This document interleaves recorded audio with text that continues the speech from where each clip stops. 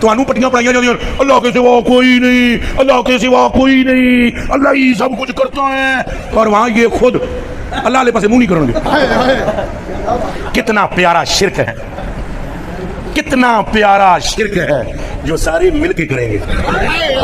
یہ یہاں نبی کے پاس جانے کو شرک کہتے ہیں، اور وہاں سارے مل کر یہ شرک اللہ کے سامنے کریں گے۔ انہوں بھی اللہ نہیں ٹورنا، انہوں بھی اللہ ہی جانے کے امتحان کرے۔ آدم بھی بریلوی تو نہیں ہے، یہ تو ابھی کے نزدیک یہ کیا ہو رہا ہے؟ موسیٰ کے پاس، کبھی عیسیٰ کے پاس، مشکل میں اللہ کو پکارا، مشکل میں کوئی مشکل کشا نہیں، مشکل میں نہ علی مشکل کشا ہے، نہ غوث مشکل کشا ہے، نہ علی اجمیری داتا مشکل کشا ہے۔ اے موسیٰ اللہ ہے، عیسیٰ پاک اللہ ہے، اے نوح پاک اللہ ہے، اے ابراہیم پاک اللہ ہے، تو کیوں جاؤ گے؟ اور دسو جی، سارے نبیوں کو پھر پڑھا کے آخر میں کن کے پاس پہنچے؟ عیسیٰ پاس۔ رل کے بولو، ہاتھ کھڑا کر کے کسے پہنچے؟ اصل میں وہ جیل میں تو نہیں ہے نا، وہ نبی ہے۔ اصل میں وہ جیل میں تو نہیں ہے نا، وہ نبی ہے، اللہ کے کیا ہے؟ نبی ہے۔ حضور فرماتے ہیں پھر وہ عیسیٰ کہیں گے اِذَا بُوْكِلَا مُحَمَّدُ، زور سے بولو صلی اللہ، اور وہاں یہ خود اللہ علیہ پاس منہ نہیں کریں گے۔ کتنا پیارا شرک ہے جو سارے مل کے کریں گے، وہاں یہ سارے اللہ کی طرف منہ نہیں کریں گے۔ اب کتنا اچھا شرک ہے، کتنا پیارا شرک ہے کہ جو سارے مل کر کریں۔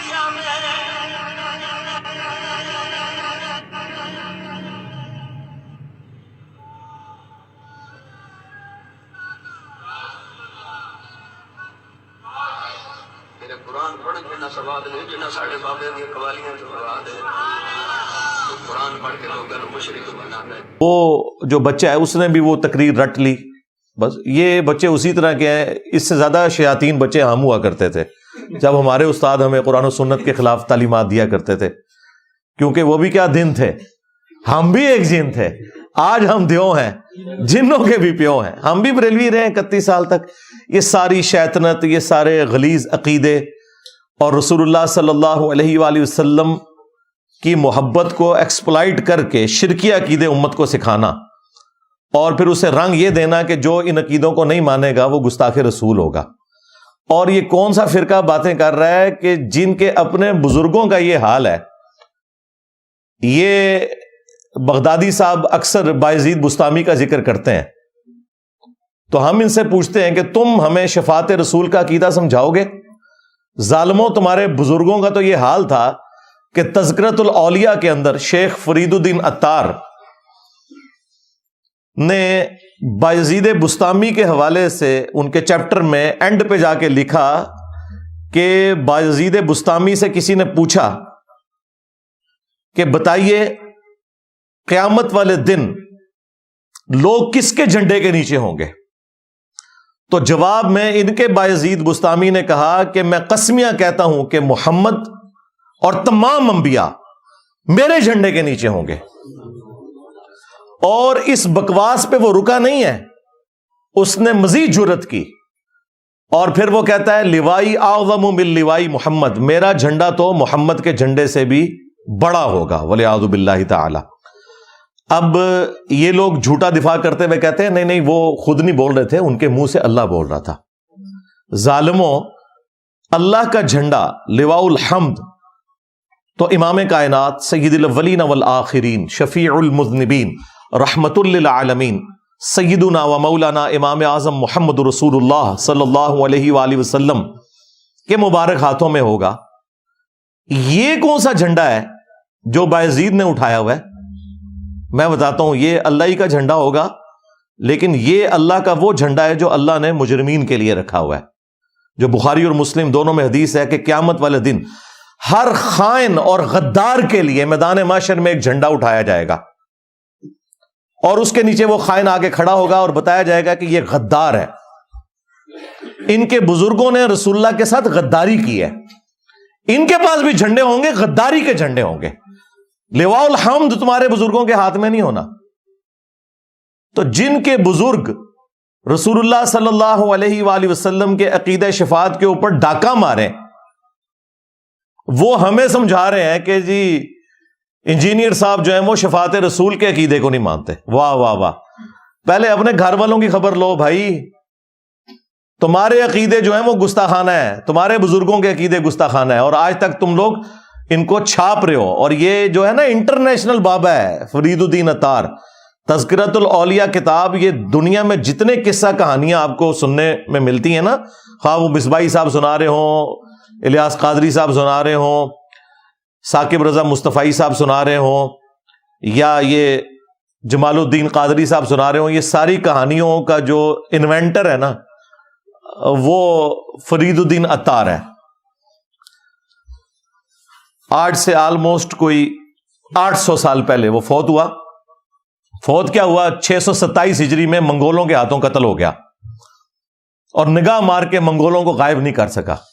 اور آج ان منگولوں کی اولاد انجینئر محمد علی مرزا، اس کو اللہ تعالیٰ نے اسلام کی دولت سے مشرف کر کے ان بابوں کے اوپر مسلط کیا ہے، اور یہ سارے کے سارے بابے فیل ہیں. میرا ایک نعرہ انہیں لے ڈوبا ہے، میرے نبی سا ہے ہی کوئی نہیں، تیرے بابے تھے شاہ ہی کوئی نہیں. بایزید بستامی کے ماننے والے، یزید ابے دے منڈے والے،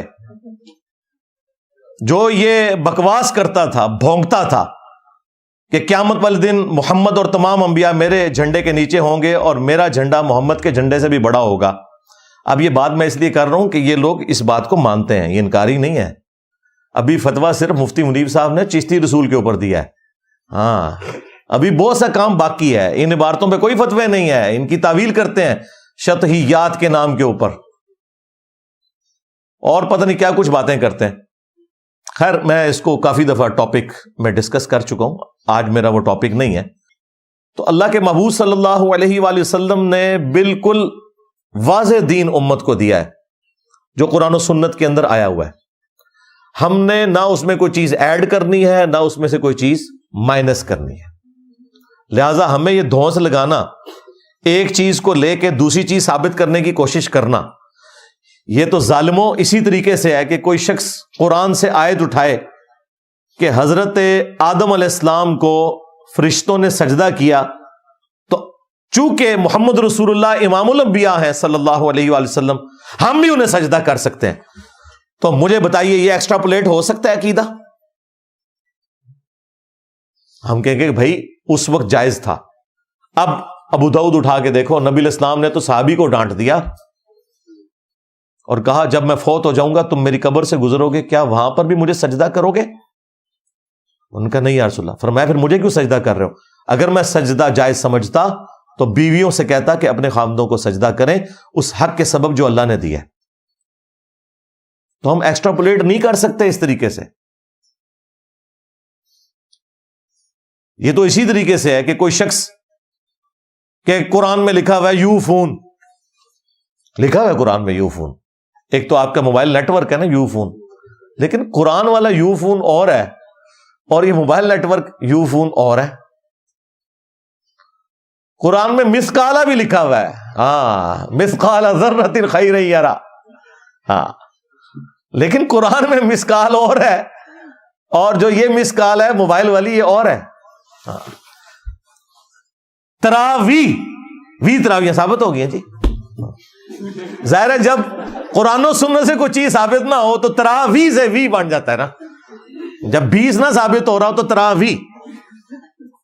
اس طرح چیزیں نہیں بھائی ثابت ہوتی ہیں. علم کی دنیا ہے، یہاں آپ کو دلائل سامنے رکھنے پڑیں گے، مقدمہ پیش کرنا پڑے گا.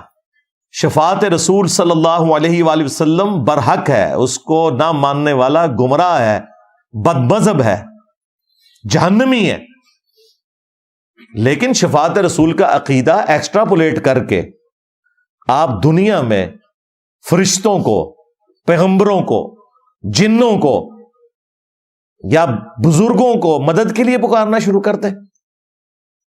تو قرآن میں کئی جگہ پہ آیا ہے. سورۃ الاحقاف میں تو اس کا کلائمیکس ہے کہ جن ہستیوں کو یہ پکار رہے ہیں قیامت والے دن وہ ہستیاں ان کی دشمن ہو جائیں گی اور کہیں گی کہ ہمیں تو پتہ ہی نہیں تھا یہ ہمیں پکارا کرتے تھے.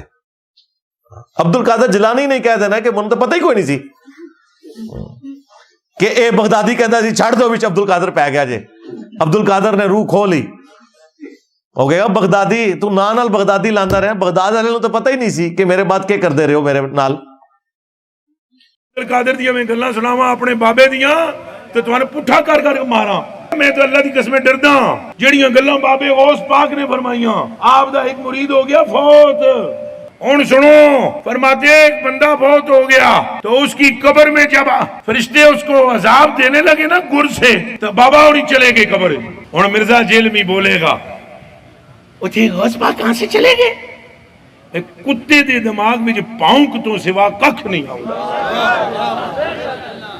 کتے دے دماغ میں جو پاؤنک تو سوا ککھ نہیں آؤں, ککھ نہیں آؤں کہ کیسے یہ قبر سے نکلے گئے. بابے اور ہی فرمانے ہیں بھائی وہ مرید تھا میرا غوث پاک, تو میں نے اپنے رب سے کہا پروردگارہ نسبت میری ہے انہوں چھڑ دے. تو اللہ پاک نے فرمایا یہ گل بڑی لمبی ہے میں وچوں حذف کر رہا ہوں. اللہ پاک نے ارشاد فرمایا فرشتیوں ہٹ جاؤ پیچھے. عبد القادر وچ پہ گئے. اللہ اکبر. تو بزرگوں کو بدنام ان لوگوں نے کروایا ہے, ان کی طرف غلط چیزیں منسوب کر کے. اللہ کے محبوب صلی اللہ علیہ وآلہ وسلم کی شفاعت کے عقیدے کو اس طرح ایکسٹراپولیٹ کرنا کہ آج لے ان کی پناہ, آج مدد مانگ ان سے. اللہ کے بندو ڈر جاؤ, ان چیزوں کا کیا لینا دینا شفاعت رسول کے عقیدے کے ساتھ صلی اللہ علیہ وآلہ وسلم. صحیح بخاری اور صحیح مسلم دونوں میں حدیث موجود ہے. صلح حدیبیہ کے موقع پر پانی کی کمی ہو گئی. نبی علیہ السلام نے حکم فرمایا کہ جس کے پاس بھی تھوڑا سا پانی بھی ہے نا وہ دے دے.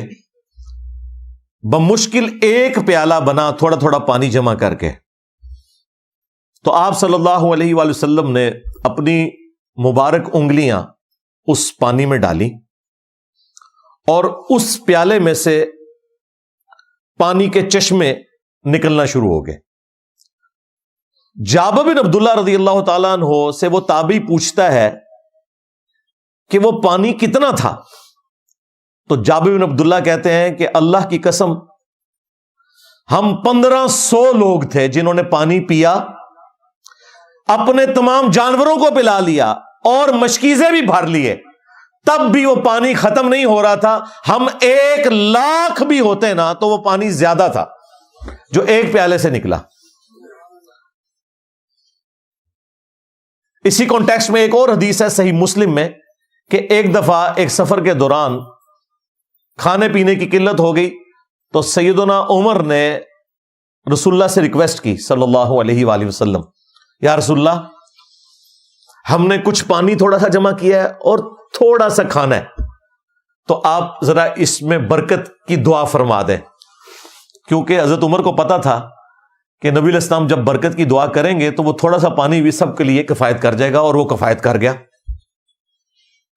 کیونکہ انہوں نے صلح حدیبیہ کا منظر دیکھا تھا کہ ایک پیالہ 1500 صحابہ ان کے جانوروں کو بھی کفایت کر گیا اور انہوں نے سٹور بھی کر لیا. یہاں میں ایک آپ کو ٹیکنیکل مسئلہ سمجھا دوں. کریشن ایکس نہیلو یعنی عدم محض سے وجود, یہ صرف اللہ کی خوبی ہے, یہ کسی پیغمبر کی خوبی بھی نہیں ہو سکتی. اسی لیے نبی علیہ السلام کچھ ہوتا تھا نا تو اس میں انگلیاں ڈالتے تھے یا برکت کی دعا کرتے تھے تو وہ بڑھتا تھا. ایسا کبھی نہیں ہوا کہ کچھ بھی نہ ہو اور یوں کریں اور وہ چیز سامنے آ جائے. معجزہ یہ ہوتا تھا کہ پانی میں انگلیاں ڈالی اور وہ برکت سے بڑھ گیا. بخاری مسلم میں آتا ہے 10 بندوں کا کھانا تھا, 300 کھا گئے, اتنے کا اتنا ہی رہا. لعاب دہن ڈالا نبی صلی اللہ علیہ وآلہ وسلم نے اور دعائے برکت فرمائی اس کھانے کے اوپر. یہاں پر بھی آپ کی دعا کی برکت سے جو کھانا تھا وہ کفایت کر گیا. اور ریکویسٹ کس نے کی؟ سیدنا عمر نے. اب سیدنا عمر کے اپنے دور خلافت کے اندر جب قحط پڑتا ہے تو بقول ان کے حضرت عمر کو اپنے عقیدہ ہی بھول جاتے ہیں، اور بقول ہمارے وہ امت کو عقیدہ سکھاتے ہیں۔ وہی عمر ہے جو رسول اللہ سے برکت کی دعا کروا کے پانی زیادہ کروا لیا کرتے تھے، وہ قبر رسول پر پیالہ لے کر نہیں گئے کہ یا رسول اللہ اپنا مبارک ہاتھ نکالیں اور اس پیالے میں ڈال دیں، آپ کا معجزہ تو میں نے اپنی آنکھوں سے دیکھا ہے اور آپ زندہ بھی ہیں، اس میں کوئی شک نہیں، آخرت کی زندگی کے ساتھ، دنیا کی زندگی کے ساتھ نہیں، اور اس پانی کو آپ زیادہ کرتے ہیں۔ بعد میں تو 550 سال بعد شیخ احمد رفاعی کے لیے آپ نے قبر رسول سے ہاتھ باہر نکالنا ہے، اور 90,000 لوگوں کے مجمع نے یہ منظر دیکھنا ہے، خواب میں نہیں بیداری میں، اور ان میں عبد القادر جیلانی بھی شامل ہوں گے۔ اور بدبختی یہ کہ عبد القادر جیلانی نے ہاتھ نہیں چوما، شیخ احمد رفاعی نے چوم لیا، ان کا مرید ہے شیخ احمد رفاعی عبد القادر جیلانی کا۔ اور تقی عثمانی صاحب درس حدیث کے اینڈ پہ وہ سامنے بیٹھے ہوئے اپنے اسٹوڈنٹس کو یہ درس حدیث دے رہے ہیں، یہ واقعہ سنایا ہے انہوں نے۔ تو مورخین نے لکھا ہے کہ جو ہی یہ شعر پڑھے تو روضہ اقدس میں سے نبی کریم سرور دو عالم صلی اللہ علیہ وسلم کا دست مبارک ظاہر ہوا، اور ہزاروں انسانوں نے یہ نظارہ کیا کہ دست مبارک ظاہر ہوا۔ احمد کبیر رفاعی رحمۃ اللہ نے دست مبارک کو بوسہ دیا اور دست مبارک پھر واپس کرا۔ اتنا عظیم الشان واقعہ ان کے ساتھ پیش آیا، اور یہ مورخین نے متعدد تاریخوں میں لکھا ہے، اور لکھا ہے کہ ہزارہ افراد کی موجودگی میں یہ واقعہ پیش آیا۔ اس لیے کہ بابوں کے پیچھے لگے رہے، کیونکہ تقی عثمانی کا بابا ہے وہ شیخ زکریا کاندلوی جس نے فضائل حج میں یہ واقعہ لکھا ہے، اور بریلویوں کے بابے الیاس قادری باپا جانی، ہاں انہوں نے بھی لکھا ہوا ہے فضائل سنت میں۔ تو حضرت عمر نے یہ نہیں کیا۔ صحیح بخاری اٹھا کے دیکھیں، 1010 نمبر حدیث ہے، 10 اس کا نمبر ہے، یہ بولنے والا نہیں ہے۔ یہ ہے ہمارا عقیدہ جو امیر المومنین کا عقیدہ ہے۔ امیر المومنین قبر رسول پر نہیں گئے، انہوں نے رسول اللہ کے چچا کو لیا، عباس ابن عبد المطلب کو، اور اللہ کے حضور دعا کی، اِنَّا كُنَّا نَتَوَسَّلُ إِلَيْكَ بِنَبِيِّنَا، اے اللہ بے شک پہلے پہل ہم تیرے نبی کے توسل سے تیری طرف متوجہ ہوا کرتے تھے، ان کا وسیلہ اختیار کرتے تھے، اور ان کی دعا کی برکت سے تو بارش نازل فرماتا تھا۔ اب ہم تیرے نبی کے چچا کو لے کر آئے ہیں۔ انس بن مالک کہتے ہیں جب وہ چچا دعا کرتے تو بارش نازل ہو جاتی۔ اس سے سیدنا عمر نے عقیدہ دیا کہ صحیح وسیلہ شخصی، صحیح توسل یہ ہے کہ کسی نیک آدمی سے جب وہ دنیا کی زندگی میں موجود ہو جا کر دعا کروانا، جو آخرت کی زندگی میں جا چکا ہے اس کے ساتھ آپ نے کمیونیکیشن نہیں کرنی۔ یہ وہ دین ہے جو بخاری اور مسلم میں ہے، اور ایک وہ دین ہے جو جعلی روایتوں کے اندر ہے جو ان کے بزرگوں نے گھڑی تھی۔ وہ کہتے ہیں جی حافظ ابن کثیر بھی لے آئے، جی حافظ ابن کثیر نے کوئی سند ہی نہیں بیان کی اس واقعے کی۔ سورۃ النساء کی آیت نمبر 64، وَلَوْ أَنَّهُمْ إِذْ ظَلَمُوا أَنفُسَهُمْ جَاءُوكَ، جب اپنی جانوں پر ظلم کرو تو اللہ کے نبی علیہ السلام کے حضور حاضر ہو جاؤ، پھر وہ تمہاری شفاعت کریں گے، تمہارے لیے استغفار کریں گے، اور تم اللہ تعالیٰ کو غفور رحیم پاؤ گے۔ وہ کہتے ہیں جی اس کے تحت تو آج بھی قبر رسول کے اوپر آپ جا کے نا دعا کروا سکتے ہیں۔ جی ابن کثیر نے لکھا، ابن کثیر نے ایک بے سند کسی عرابی کا واقعہ لکھ دیا، وہ یہ اٹھائے پھرتے ہیں۔ سند کے ساتھ بھی المصنف ابن ابی شیبہ میں موجود ہے کہ حضرت عمر کے دور میں جب قحط سالی ہو گئی تو ان کے جو فائنانس منسٹر تھے مالک الدار، وہ کہتے ہیں کہ جی ایک عرابی آیا حضور کی قبر پہ، کہا کہ جی قحط سالی ہے یا رسول اللہ امت کے لیے دعا کریں۔ تو نبی علیہ السلام کی خواب میں زیارت ہوئی، کہا عمر کو میرا سلام کہنا اور کہنا کہ نرمی کرے، عنقریب بارش ہوگی۔ بھئی اس روایت میں آمش مدلس ہے، ان سے روایت کر رہا ہے اور سما کی تصریح کوئی نہیں ہے۔ اور امام مسلم سے میں نے گن پوائنٹ پہ نہیں لکھوایا، صحیح مسلم میں انہوں نے صحیح مسلم کے سٹارٹ میں مقدمے میں لکھا ہے کہ یہ ایگریڈ اپون مسئلہ ہے کہ مدلس کی عن والی روایت سما کی تصریح کے بغیر ضعیف تصور کی جائے گی جب تک کہ وہ راوی یہ بتا نہ دے کہ اس نے کس سے یہ روایت سنی ہے۔ تو یہ تو روایت ہے فارغ۔ دوسری طرف بخاری میں جو حضرت عمر عقیدہ بتا رہے ہیں وہ یہ ماننے کے لیے تیار ہی نہیں. انا کننا نتوسل الیک بنبینا صلی اللہ علیہ وآلہ وسلم. جی ساڑیاں دیساں بھی آئے نا گواچ گیا نے, امام بخاری نے جان بوجھ کے کٹ دیتی ہیں تاکہ انجینئر صاحب بعض ساڑا مذاق اڑان. اللہ کے بندو, قرآن و سنت کی تعلیمات بالکل واضح ہیں. اب تم نے نہیں ماننا تو تمہاری اپنی مرضی ہے. قرآن و سنت کی تعلیمات یہ ہیں جو میں آپ کو بتا رہا ہوں. حضرت عمر نے امت کو عقیدہ بتا دیا کہ رسول اللہ کی وفات کے بعد آپ ان کی قبر پہ جا کے ان سے مانگ نہیں سکتے. حضرت عمر کو کیا شفاعت رسول کا نہیں پتا تھا؟ حضرت عمر کو یہ نہیں پتا تھا کہ نبی الاسلام کی دعا کی برکت سے تھوڑا پانی کفایت کر جاتا ہے زیادہ لوگوں کے لیے؟ سب کچھ پتا تھا, لیکن انہیں یہ پتا تھا کہ اگر یہ عقیدہ میں نے منسوب کیا تو یہ تو نبی الاسلام نے تعلیم ہی نہیں فرمایا. قیامت والے دن نبی صلی اللہ علیہ وآلہ وسلم کی بارگاہ میں مجرم بن جاؤں گا. تو ہمارا عقیدہ وہ ہے جو امیر المومنین کا عقیدہ ہے, سیدنا عمر کا رضی اللہ تعالیٰ عنہ علیہ السلام. باقی اس حوالے سے جو بعض لوگوں نے یہ مشہور کیا کہ جی صحابہ کرام جب دنیا میں تھے وہ تو نبی الاسلام سے جا کے دعا کروا لیا کرتے تھے, تو وَلَوْ أَنَّهُمْ إِذْ ظَلَمُوا أَنفُسَهُمْ جَاءُوكَ کے تحت ہم لوگ پھر کدھر جائیں اگر آپ کہتے ہو کہ قبر پہ نہیں جا کے کر سکتے؟ سرکار یہاں بیٹھے. صحیح مسلم میں حدیث ہے, جو کوئی اذان کا جواب دے, اور یہ بخاری میں بھی اس کا کچھ حصہ حدیث کا موجود ہے, دعا تو بخاری میں آئی ہے, اذان کا جواب دے یعنی مؤذن والے کلمات کو ریپیٹ کرے, اس کے بعد مجھ پر درود شریف پڑھے, اور پھر الوسیلہ والی دعا مانگے جو جنت میں ایک مقام ہے اللہ تعالیٰ نے مجھے عطا فرمانا ہے, وہ جنت کا مقام بھی ہے اور مقام شفاعت بھی ہے. تو جو کوئی میرے لیے مقام وسیلہ کی دعا کرے گا میری شفاعت اس کے لیے قیامت والے دن حلال ہو جائے گی. تو الحمدللہ وَلَوْ أَنَّهُمْ إِذْ ظَلَمُوا أَنفُسَهُمْ جَاءُوكَ, پوری دنیا کے مسلمان اپنے گھر میں بیٹھے ہوئے روزانہ 5 اذانوں کا جواب دے کر اپنے لیے شفاعت واجب کروا سکتے ہیں. فارمولے تو موجود ہیں. تو یہ جو بلیک میل کرتے تھے جی نبی الاسلام نے بعد والوں کو کیا محروم چھوڑ دیا ہے کہ بعد والے لوگ جو ہیں وہ نبی الاسلام کی شفاعت پھر کیسے مانگیں گے اگر قبر پہ حاضر نہیں ہوں گے؟ صحابہ کرام تو دعائیں کروا لیتے تھے, ہم کیا کریں گے؟ ہمیں نبی الاسلام نے وظیفہ تعلیم فرما دی ہے کہ تم نے اذان کا جواب دینا ہے, دروشی پڑھنا ہے, الوسیلہ والی دعا مانگنی ہے, میری شفاعت آٹومیٹکلی تمہارے لیے حلال ہو جائے گی.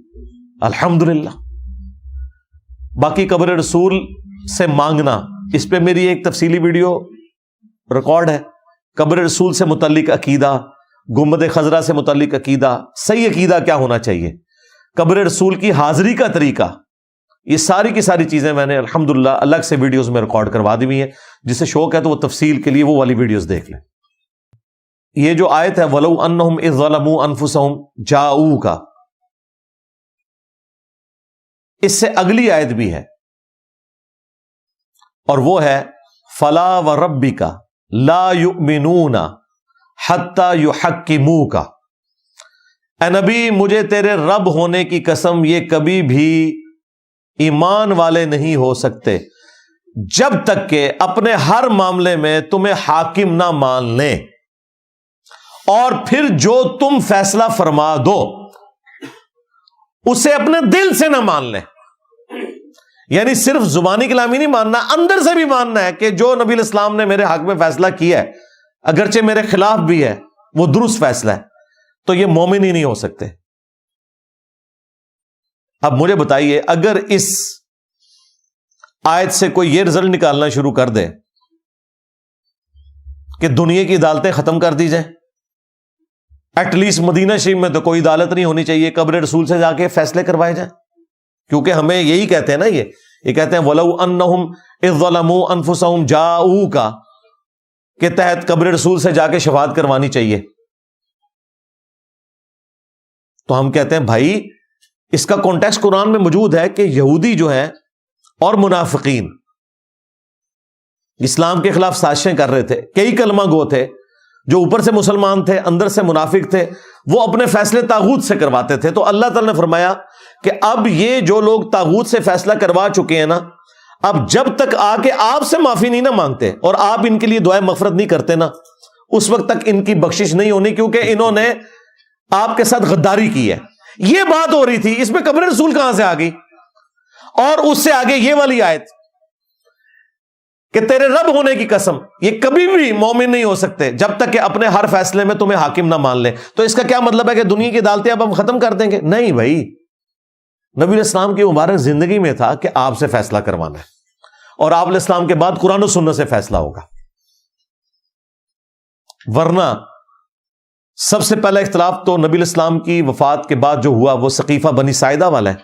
تو کیا حضرت ابوبکر اور حضرت علی نے خلافت کا فیصلہ قبر رسول سے کروایا جا کے؟ 6 مہینے تک ناراض رہے ہیں حضرت علی، بعد میں بیعت کر لی. کسی کو یہ وام بھی نہیں آیا کہ بھئی قرآن میں لکھا ہوا ہے وَلَوْ أَنَّهُمْ إِذْ ظَلَمُوا أَنفُسَهُمْ جَاءُوكَ، یا لکھا ہوا ہے قرآن کے اندر کہ فَلَا وَرَبِّكَ لَا يُؤْمِنُونَ حَتَّى يُحَكِّمُوكَ، تو رسول اللہ سے جا کے فیصلہ کروا لیتے ہیں. انہیں پتا تھا کہ نبی علیہ السلام کی وفات کے بعد اب قبر رسول سے جا کے نہ ہم مانگ سکتے ہیں نہ آپ سے کوئی بات کر سکتے ہیں. بعد میں جنگ جمل کے لیے جب سیدہ عائشہ اسی حجرے سے نکل کے گئی ہیں تو نبی علیہ السلام نے تو قبر مبارک سے ہاتھ نہیں باہر نکالا. جنگ صفین کے موقع کے اوپر تحکیم کا مسئلہ ہوا ہے، کسی نے قبر رسول سے آ کے فیصلہ نہیں کروایا. اگر آپ سمجھتے ہیں کہ اس طرح آیات کو جنرلائز کرنا ہے، بعض آیات جنرلائز بھی ہیں لیکن بعض اسپیسیفک ہیں. آج کی ڈیٹ میں انہیں جنرلائز کرنا ہے تو قرآن و سنت کی روشنی میں فیصلہ کرنا ہوگا، نہ کہ قبر رسول پہ جا کے فیصلہ کروانا ہوگا. ہاں، آج رسول اللہ دنیا میں موجود ہوں، ہم اپنا چھوٹے سے چھوٹا مسئلہ، بڑے سے بڑا مسئلہ ڈائریکٹ رسول اللہ کے سامنے جا کے رکھیں گے، بالکل رکھیں گے. صحیح بخاری اور صحیح مسلم دونوں کے اندر حدیث موجود ہے. حضرت ابو ہریرہ کہتے ہیں کہ میں نبی صلی اللہ علیہ وآلہ وسلم سے جو سنتا تھا بھول جاتا تھا. میں نے آپ سے شکایت کی تو نبی صلی اللہ علیہ وآلہ وسلم نے فرمایا کون ہے جو آگے بڑھے اور میں اس کے لیے دعا کروں اور وہ کبھی نہ بھولے؟ تو کہتے ہیں سب سے پہلے میں آگے بڑھا. حضور نے کہا اپنی چادر ادھر کر، اور آپ نے یوں کر کے چادر میں رکھا اور کہا اسے اپنے سینے سے لگا لے. کہتے ہیں اللہ کی قسم اس کے بعد میں کوئی حدیث نہیں بھولا. میں علماء عرب اور وہابی علماء کی اس تقسیم کو نہیں مانتا جو وہ کہتے ہیں ما فوق الاسباب اور ما تحت الاسباب. میں کہتا ہوں کہ اللہ کے نبی علیہ السلام ما فوق الاسباب چیزیں بھی اللہ کے اذن سے دے سکتے ہیں جب دنیا میں موجود تھے. اب حافظہ کسی کو دینا یہ اسباب میں تو داخل نہیں ہے یار. حافظہ جو ہے یہ اسباب کی چیز نہیں، اسباب کی چیزیں تو اور ہیں. معجزہ ظاہر ہوا. بخاری مسلم دونوں میں حدیث ہے، بارش نہیں ہو رہی تھی، ایک شخص کھڑا ہو گیا یا رسول اللہ دعا کریں بارش ہو. نبی علیہ السلام نے دعا فرمائی. جمعے کے خطبے میں وہ کھڑا ہوا، اتنی بارش ہوئی. صحابہ کرام کہتے ہیں کہ ہم جب گئے تھے تو بالکل آسمان خالی تھا، واپسی پہ اتنی بارش ہوئی کہ پورا ہفتہ بارش ہوتی رہی، حتیٰ کہ اگلے جمعے میں وہی شخص دوبارہ کھڑا ہو گیا کہ یا رسول اللہ بارش بہت زیادہ ہو گئی ہے، دعا یہ کریں کہ ہمارے گھروں پر بارش نہ ہو، ہمارے گھر ٹپکنا شروع ہو گئے، صرف ارد گرد کی زمینوں پہ بارش ہو. نبی علیہ السلام نے اپنے مبارک انگلیوں سے اشارہ کیا بادلوں کی طرف، بادل پھٹ گئے اور ارد گرد بارش شروع ہو گئی اور مدینے کے گھر جو ہے بارش سے محفوظ ہو گئے. تو رسول اللہ سے ہی جا کے عرض کریں گے. بخاری اور مسلم دونوں میں حدیث موجود ہے. غزوہ خیبر کے موقع کے اوپر مولا علی علیہ السلام کو رسول اللہ نے بلایا جب فتح نہیں ہو رہی تھی. کہا گیا وہ تو اشوب چشم کے مرض میں مبتلا ہے. آپ نے فرمایا کہ لے کر آؤ انہیں. آپ نے مبارک لعاب اپنی تھوک مبارک ان کی آنکھوں میں لگائی، شفا ہو گئی. وائرل ڈیزیز ہے، 15 سے 20 دن چاہیے ریکوری کے لیے، اسی ٹائم شفا ہو گئی. اور یہاں ہمیں شیعہ بتا رہے ہیں کہ رسول اللہ نے مولا علی کو مدد مانگی. اور ڈب مرو ہے، جس بندے کی آنکھیں نہیں کھل رہی تھیں، تھوک مبارک کی برکت سے اس کی آنکھیں کھلی ہیں، اس کا مشکل کشا رسول اللہ ہے یا وہ رسول اللہ کا مشکل کشا ہے؟ नशे तू है, दिमाग भी नहीं काम करता इन लोगों का। ये तो मौला अली के लिए एजाज था कि अल्लाह ताला ने अपने महबूब सल्लल्लाहु अलैहि वसल्लम की मुबारक दुआ की बरकत से उन्हें शिफा भी दी और उनके हाथों के पर फतह होगी। तो आज कोई भी मसला हो हम रसूलुल्लाह के पास ही जाएंगे। वो सही बुखारी में बड़ी मशहूर हदीस है, नबी इस्लाम ने एक सहाबी को एक काम से भेजा, वापसी पे उन्होंने किले की दीवार से छलांग नीचे लगाई, पिंडली की हड्डी टूट गई। उन्होंने अपनी पगड़ी उतारी और टांग को उस पगड़ी के कपड़े से बांध कर लंगड़ाते हुए नबी इस्लाम की खिदमत में हाजिर हुए कि या रसूलल्लाह आपका काम कर दिया। आजकल तो कोई होता कहता देखो तुम्हारे पीछे लत भी बनवा ली है मैं, ये नहीं कहा। नबी इस्लाम ने कहा लंगड़ा के क्यों चल रहे हो? कहा या रसूलल्लाह वो वापसी पे पकड़े जाने के खौफ से मैंने किले की दीवार से छलांग लगाई तो हड्डी टूट गई। आपने फरमाया इधर कर, सीधी की, अपना मुबारक हाथ फेरा। वो कहते हैं अल्लाह की कसम मेरी टांग ऐसे हो गई कि कभी टूटी ही नहीं थी। अब ये वो मौजज़ा है जो फिजिकल फिनोमेना ऑफ नेचर को तोड़ने वाला है। मेडिकली ये पॉसिबल ही नहीं है कि इतने कम क्योरिंग टाइम के अंदर हड्डी बिल्कुल ठीक हो जाए, ये मौजज़ा ही था। लेकिन मुझे बताएं, आज अगर किसी की पिंडली की हड्डी टूट जाए तो क्या वो कब्र रसूल पे जाएगा कि या रसूलल्लाह मोर्जे तो आपके क़यामत तक बाकी हैं, तो अपना हाथ मुबारक बाहर निकालें, मैंने अपनी पिंडली की हड्डी ठीक करवानी है? हम उसे फिर बेवकूफ ही समझेंगे ना। उसे बताएंगे कि भाई बुखारी में ही लिखा हुआ है, हजरत उमर कहते हैं इन्ना कुन्ना नतवस्सलु इलैका बिनबिय्यिना, अल्लाह पहले हम तेरे नबी के तवस्सुल से तेरी तरफ मुतवज्जह होते थे, अब उनकी वफात के बाद उनके चचा को लेके आए हैं, उनकी दुआ की बरकत से बारिश नाजिल फरमा, बारिश नाजिल हो जाती। यानी नबी इस्लाम सामने मौजूद हो तो और अकीदा है, और आप इस्लाम दुनिया में मौजूद ना हो तो और अकीदा होगा। इसीलिए मैंने एक दफा अपनी एक वीडियो में जुमला बोला था कि नबी इस्लाम की मुबारक जिंदगी में जब वो दुनिया में थे, जिंदा तो आज भी है आखिरत की जिंदगी के साथ, जो अकीदत सहाबा इकराम अलैहिम रिदवान की रसूलुल्लाह के साथ थी, आज वो अकीदत अगर आपने देखनी है ना तो ये वो अकीदत है जो बरेलवी आपसे डिमांड कर रहे हैं। लेकिन गलती कहां पे खा रहे हैं कि नबी इस्लाम की वफात के बाद जो अकीदत सहाबा इकराम और अहले बैत की नबी इस्लाम के साथ थी, वो अकीदत आज अगर आपने देखनी है तो वो आपको आलुल हदीस में नजर आएगी। नबी इस्लाम के दुनिया से तशरीफ ले जाने के बाद मामलात बिल्कुल डिफरेंट तरीके से होंगे। बुखारी और मुस्लिम में है कि सहाबा इकराम नबी इस्लाम के वजू का पानी नीचे नहीं गिरने देते थे। बुखारी और मुस्लिम में है नबी इस्लाम का पसीना मुबारक सहाबा इकराम इत्र के तौर पर इस्तेमाल करते थे, अपनी खुशबू में मिलाया करते थे। लेकिन किसी ने नबी इस्लाम की वफात के बाद उनकी कब्र की मट्टी नहीं ली, वो नहीं चाटी, पसीना लिया, वजू का टपका हुआ पानी भी लिया, थूक मुबारक भी ली, कब्र की मट्टी नहीं चाटी। क्यों? उन्हें पता था कि अब नबी इस्लाम दुनिया से तशरीफ ले गए। हां, अब क़यामत के दिन जब नबी इस्लाम फिर हमारे सामने आएंगे, फिर हम नबी इस्लाम के पास ही जाएंगे। तुम जाना बायजीद बुस्तामी के पास, जिसने कहा था मेरा झंडा मोहम्मद के झंडे से बड़ा होगा, हां, और मोहम्मद और तमाम अंबिया मेरे झंडे के नीचे होंगे, वलियाउज़ु बिल्लाहि ताला। हां, तुम उसके झंडे के नीचे जाना, हम तो नबी इस्लाम के पास ही जाएंगे। तो शफाअत रसूल का अकीदा सल्लल्लाहु अलैहि वसल्लम, उसका इस तवस्सुल, वसीला या इस्तानत या इस्तिमदाद के मसले के साथ कोई लेना देना नहीं है। ये दो बिल्कुल अलग चीजें हैं।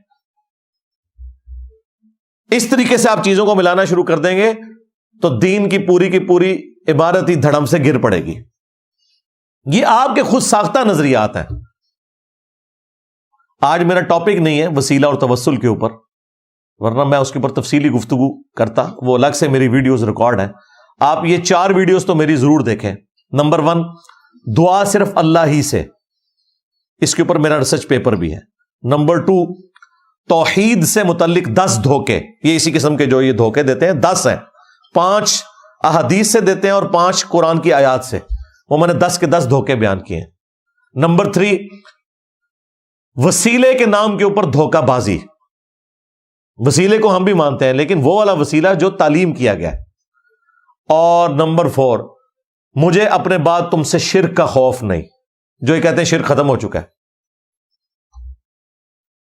شرک ختم ہو چکا ہے۔ تو یہ علی اللہ جو کہتے ہیں نصیریہ شام کے اندر، کیا یہ یہودیوں کا کوئی فرقہ ہے؟ شیعہ سے نکلا ہوا فرقہ ہے نا، شیعہ خود بھی اسے کافر سمجھتے ہیں۔ تو اگر شرک ختم ہو گیا تو یہ علی اللہ کیوں کہہ رہے ہیں؟ عیسیٰ اللہ یا عزیر اللہ نہیں کہہ رہے، علی اللہ کہہ رہے ہیں۔